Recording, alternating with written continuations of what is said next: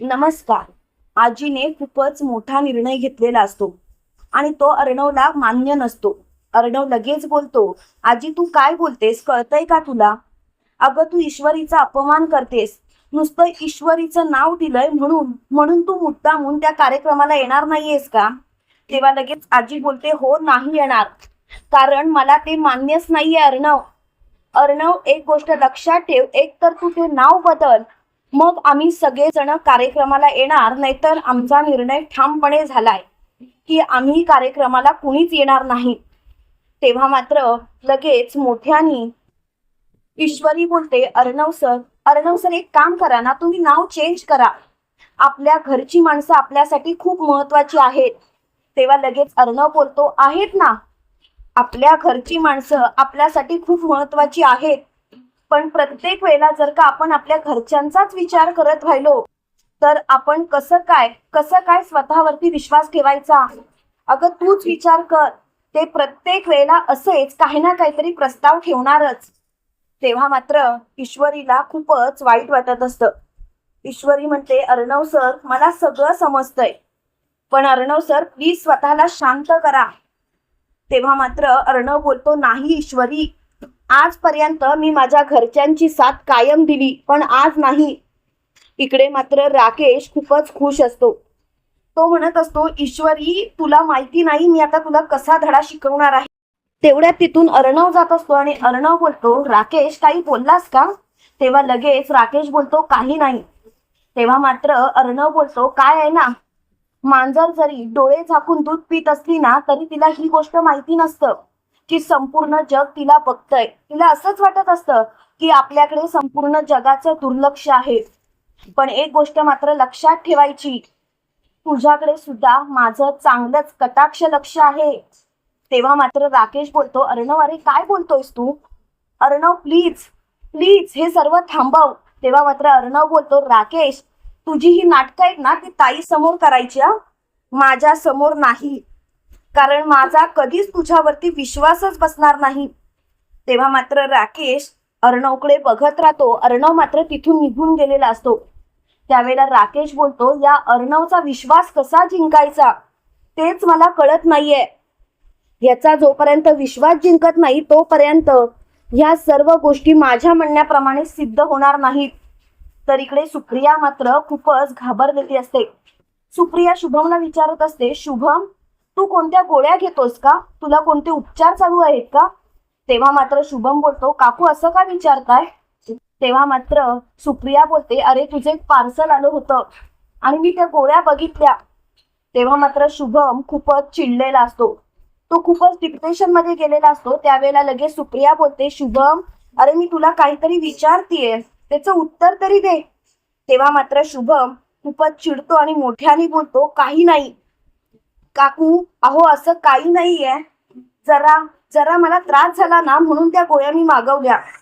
तेव्हा लगेच सुप्रिया बोलते, अरे डॉक्टरांच्या सल्ल्याने गोळ्या घेतोस ना, अशा कोणत्याही गोळ्या आपल्या म्हणण्यानुसार घ्यायच्या नाहीत. तेव्हा मात्र शुभम बोलतो, हो डॉक्टरांच्या सल्ल्यानुसारच गोळ्या आहेत. पण सुप्रियाला मात्र डाऊट आलेला असतो. सुप्रिया स्वतःशीच बोलते, डॉक्टरांच्या सल्ल्यानुसार गोळ्या आहेत, तर या गोळ्या नक्की कसल्या आहेत? शुभमला एवढ्या एवढ्या गोळ्यांची गरजच काय? इकडे शुभम मात्र स्वतःशीच म्हणत असतो, या म्हातारीला संशय आला वाटतं. काही झालं तरी माझी नमू मला मिळालीच पाहिजे आणि त्यासाठी मी काहीही करेन. मी शांत बसणार नाही म्हणजे नाही. तेवढ्यात मात्र सुप्रिया बोलते, काय झालं रे, कसला विचार करतोयस? तेव्हा लगेच शुभम बोलतो, काही नाही काकू, मी आलोच, आणि तो बेडरूम मध्ये निघून जातो. त्यावेळेला लगेच सुप्रिया म्हणते, मला शांत बसून चालणार नाही, मला काहीतरी निर्णय घेतलाच पाहिजे, आणि तोही लवकरात लवकर. तेवढ्यात तिथे नम्रता आलेली असते आणि नम्रता सुप्रियाला म्हणते, आई आई काय झालं? तेव्हा लगेच सुप्रिया म्हणते, खरं सांगू, काही नाही, माझे एक काम करशील का प्लीज? प्लीज तू शुभमला घेऊन इथून जाशील का? तेव्हा लगेच नम्रता बोलते, आई म्हणजे म्हणजे तुझं काय म्हणणं आहे? तेव्हा लगेच सुप्रिया बोलते, प्लीज नमू, आणि प्लीज त्याला कळून देऊ नकोस, मी तुला त्याला घेऊन बाहेर जायला सांगितलंय. नमू प्लीज माझ्यासाठी एवढं करशील? तेव्हा लगेच नम्रता बोलते हो आई, नक्कीच करेन.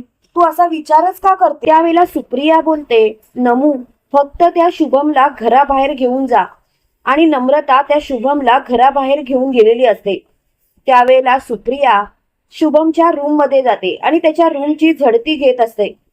तेव्हा शुभमच्या खोलीमध्ये तिला नको नको ते पुरावे मिळतात. नमूचे काही फोटो सुद्धा तिला मिळतात. तेव्हा मात्र सुप्रियाला खूप मोठा धक्का बसतो. सुप्रिया खूपच हादरते आणि ती स्वतःशीच बोलते याचा अर्थ शुभम नम्रता आणि आकाशमध्ये भांडण लावण्याचा प्रयत्न करत होता, त्यांना वेगळं करण्याचा प्रयत्न करत होता. कारण या शुभमचं ऑलरेडी नम्रतावरती प्रेम आहे, पण हा शुभम मनोरुग्ण आहे, याचा अर्थ तो थोडक्यात वेडाच आहे. तेवढ्यात मात्र ईश्वरीचा फोन सुप्रियाला आलेला असतो. त्यावेळेला सुप्रिया ईश्वरीला म्हणते इशू बाळा, बरं झालं तू मला फोन केलास. त्यावेळेला ईश्वरी म्हणते आई काय झालं? आई तू एवढी घाबरली का आहेस, मला सांगशील का? तेव्हा लगेच सुप्रिया म्हणते इशू बाळा प्लीज लवकरात लवकर घरी ये, मला तुझ्याशी बोलायचं आहे, खूप महत्वाचं आहे. तेव्हा ईश्वरी बोलते आई शांत हो, मी येते ना घरी, तू काळजी करू नकोस. काय झालंय पण मला थोडक्यात सांगशील का? तेव्हा लगेच सुप्रिया बोलते नाही, फोनवरून सांगण्यासारखं अजिबात नाहीये ईश्वरी, तू लवकरात लवकर घरी ये. तेव्हा ईश्वरीने फोन ठेवलेला असतो आणि ती तातडीने घरी जायला निघालेली असते. त्याच वेळेला अर्णव ईश्वरीला बोलतो ईश्वरी काय झालंय? मिस इंदोर मला सांगशील का काय झालंय ते? त्यावेळेला ईश्वरी बोलते मलाच कळत नाही, आईने घाई गडबडीत मला घरी बोलवलंय, काहीतरी झालंय, ती खूपच घाबरलीये, तिला मला काहीतरी सांगायचं आहे. तेव्हा लगेच अर्णव बोलतो ईश्वरी चल, मी सुद्धा तुझ्या सोबत येतो. तेव्हा ईश्वरी बोलते अर्णव सर प्लीज चला, लवकरात लवकर चला. आणि ती लगेच अर्णव सोबत सुप्रियाच्या घरी आलेली असते. सुप्रिया समोरच हॉलमध्ये बसलेली असते. ईश्वरी धावत पळत सुप्रियाच्या जवळ येते आणि तिला मिठी मारत बोलते आई काय झालं? आई बोल ना ग, काय झालं? आई तू रडतीयस का? तेव्हा लगेच सुप्रिया म्हणते अर्णव तुम्ही पण आलात ते बरं झालं. ईश्वरी अगं खूपच मोठा घोटाळा झालाय, अगं माणसांवरती विश्वास ठेवायचा की नाही हेच मला कळत नाही आहे. तेव्हा लगेच ईश्वरी बोलते काय झालंय आई तू एवढी घाबरलीस का? तेव्हा लगेच सुप्रिया बोलते अगं तो शुभम. तेव्हा लगेच ईश्वरी बोलते अगं शुभम खूपच चांगला मुलगा आहे, नमुताईचा बेस्ट फ्रेंड आहे, तुला माहिती आहे ना, मग तू असं का बोलतेस? तेव्हा लगेच सुप्रिया बोलते नाही अगं तो चांगला मुलगा नाही, तो मनोरुग्ण आहे. अगं तो आपल्या नमूवरती प्रेम करतो, म्हणूनच तर तो आकाश आणि नम्रतामध्ये फूट पडण्याचा प्रयत्न करतोय. हे ऐकल्यानंतर ईश्वरी आणि अर्णवला धक्काच बसतो. त्यावेळेला ईश्वरी बोलते आई काय बोलतेस तू? आई असं नाही होऊ शकत, आई प्लीज असा विचार नको करूस. तेव्हा लगेच सुप्रिया बोलते ईश्वरी तुला काय वाटलं मी काही असा विचार करतेय का? ईश्वरी अगं एक गोष्ट लक्षात ठेव, कितीही काही झालं तरी सुद्धा मला जे पुरावे मिळाले त्या पुराव्यानुसार मी बोलते. अगं तुला माहितीये का, एक दिवस मी किचन मध्ये काम करत होते, तर हा पावळट शुभम माझ्या पाठीमागे सुरा घेऊन उभा होता. असं वाटलं त्यावेळेला, खूपच भीती वाटली मला. असं वाटलं होतं की आता हा सुरा माझ्या पोटात खुपसतोय की काय. तेव्हा लगेच ईश्वरी बोलते आई प्लीज असा विचार सुद्धा करू नकोस. तेव्हा लगेच सुप्रिया बोलते नाही अगं तुला नाही माहिती तो काय करतोय ते. अगं नशीब आकाश खूपच समजूतदार आहेत म्हणून नम्रता आणि त्यांचं नातं टिकलंय, नाहीतर त्यांचं नातं कधीच तुटलं असतं. ईश्वरी तुला काही गोष्टी माहिती नाहीयेत म्हणून तू असं बोलतेस. तेव्हा मात्र ईश्वरी बोलते आई तू काय बोलतेस ना, मला खरंच कळत नाही. तेव्हा लगेच अर्णव बोलतो आपल्याला त्या शुभमचा भूतकाळ खणून काढावा लागेल. नक्की हा शुभम कोण आहे, काय त्याला त्रास होतो, नम्रतावरती तो खरंच प्रेम करतोय की मनोरुग्ण आहे म्हणून तो असं वागतोय. तेव्हा मात्र सुप्रिया बोलते पण मला आता त्या शुभमची खूपच भीती वाटायला लागलीये, काही करून त्या शुभमला या घरातून बाहेर काढलंच पाहिजे, मला तो शुभम या घरातच नकोय. तेव्हा मात्र ईश्वरी बोलते आई शांत हो, आपल्याला असं करून नाही चालणार. आई आपल्याला शांतच राहिलं पाहिजे, कारण आपल्याकडे दुसरा पर्यायच नाहीये. त्यावेळेला मात्र सुप्रिया बोलते शांत राहायचं म्हणजे? ईश्वरी नक्की काय करायचं? त्यावेळेला लगेच ईश्वरी बोलते, आई आता त्या शुभमला जर का आपल्यावरती डाऊट आला तर नको ते घडेल. आपण त्याला सावधगिरीने पकडूया आणि सगळं काही त्याच्या तोंडून वदवून घेऊया. तेवढ्या तिथे नम्रता आणि शुभम आलेले असतात. त्यावेळेला नम्रता ईश्वरीला बघून बोलते, इशू इशू तू इथे कशी काय आणि अचानक आलीस? अगं मला बोलली सुद्धा नाहीस. तेव्हा लगेच ईश्वरी बोलते, काही नाही अगं, इकडूनच जात होते म्हणून म्हटलं आईला भेटावं. तेव्हा लगेच नम्रता बोलते, बरं झालं तू आलीस, ते मला तुझ्याशी खूप काही बोलायचं आहे. तेव्हा मात्र शुभमचं लक्ष सुप्रियाकडे जातं. त्यावेळेला शुभम स्वतःशीच बोलतो, काकू काय एवढ्या घाबरल्यात? नक्कीच कुठेतरी काहीतरी पाणी मुरतंय. त्यावेळेला लगेच शुभम सुप्रियाला बोलतो, काकू काय झालं, बरे आहात ना तुम्ही? आणि शुभम सुप्रिया जवळ जात असतो. तेव्हा सुप्रिया लगेच ईश्वरी जवळ जाते आणि बोलते, हो हो मी बरी आहे. तेव्हा मात्र शुभमला डाऊट आलेला असतो. त्यावेळेला ईश्वरी शुभमला बोलते, काय शुभम, अरे किती दिवस इथेच मुक्काम करणार आहेस? तुझ्या घरची तुला आठवण येते की नाही? तेव्हा लगेच शुभम बोलतो, हो येते ना, मला सुद्धा लवकरात लवकर घरी जायचं आहे, पण इथले मिशन तर कम्प्लीट होऊ देत. तेव्हा मात्र अर्णव बोलतो, मिशन? कसलं मिशन कम्प्लीट करायचं आहे? त्यावेळेला लगेच शुभम बोलतो, कळेलच तुम्हाला. त्यावेळेला सुप्रिया खूपच घाबरलेली असते. इकडे ईश्वरी नम्रताला घेऊन बेडरूम मध्ये आलेली असते. त्यावेळेला नम्रता ईश्वरीला बोलते, ईश्वरी मी तुला सगळ्यांसमोर काहीच विचारलं नाही, पण तू घरी आलीस म्हणजे नक्कीच काहीतरी प्रॉब्लेम आहे, तू मला सांग. तेव्हा ईश्वरी बोलते, काही नाही नमुताई. तेव्हा लगेच नम्रता बोलते, ईश्वरी तू माझ्याशी खोटं नाही बोलू शकत, काय प्रॉब्लेम आहे मला सांगशील का? तेव्हा ईश्वरी बोलते, तुला सांगितल्याशिवाय तू काही शांत बसणार आहेस का? नाही, तुला सांगावंच लागणार. आणि तिने लगेच दरवाजा बंद केलेला असतो आणि तिने सर्व काही नम्रताला सांगितलेलं असतं. तेव्हा नम्रता बोलते, नाही ग शुभू असा नाहीये, त्याच्याबद्दल असा गैरसमज करून घेऊ नकोस. तेव्हा लगेच मोठ्यानी ईश्वरी बोलते, अगं आईला पुरावे मिळाले तसे, आणि ते पुरावे बघून सगळ्यांना खूप मोठा धक्का बसलाय. हे ऐकल्यानंतर नम्रता बोलते, पुरावे याचा अर्थ शुभू मनोरुग्ण आहे. तेव्हा लगेच ईश्वरी बोलते, हो पण तो आपल्या इथे का आलाय तुला माहिती आहे का? कारण त्याचं तुझ्यावरती प्रेम आहे, त्याच्या कपाटामध्ये तुझे फोटो सापडलेत नमुताई. हे ऐकल्यानंतर नम्रता बोलते, शुभू जर का असं वागत असेल तर मला खूपच भीती वाटतेय. तेवढ्यात मात्र दरवाजावरती जोरात थाप पडलेली असते. नम्रताने दरवाजा उघडलेला असतो. बाहेर शुभम उभा असतो. शुभमला बघून नम्रता दचकते आणि बोलते, शुभू तू? त्यावेळेला लगेच शुभम बोलतो, नम्रता अगं काय झालं एवढं दचकायला, आणि दोन बहिणींचं बोलणं तरी काय चालू आहे?